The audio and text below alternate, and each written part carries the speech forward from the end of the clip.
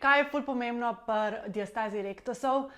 Vsi bi radi vaje in z vajami pač rešili stvari, kar je v bistvu najlažje, ampak pol si z dnevnimi aktivnostmi in s temi stvarmi, ki jih počnete čez dan, lahko to vse pokvarite. Oziroma, zakaj morate paziti, kako se večinoma dneva kaj počnete, kako počnete. Zato bom pač v tem filmčku to pokazala, kako pobirate igrače, otroka, kako se uležete, kako vstanete. Skratka, vse to, kar delamo večkrat na dan in čez dan.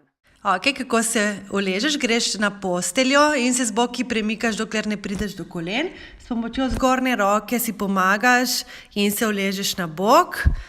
Aktiviraš trup z izdihom, se uležeš na hrbet in isto potem iz hrbta aktiviraš trup z izdihom, rebra rahlo potisneš dol, se obrneš na bok.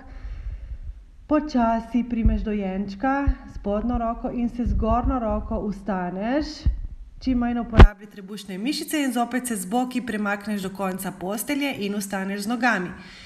Nikakor se ne uleži tako, da držiš dojenčka in greš direktno na hrbet. Isto ne vstani tako, da primeš dojenčka in vstaneš silo gor s trebušnjakom. In tudi zelo napačno je, da v bistvu, ko se vstaneš, da ne uporabiš sile za to.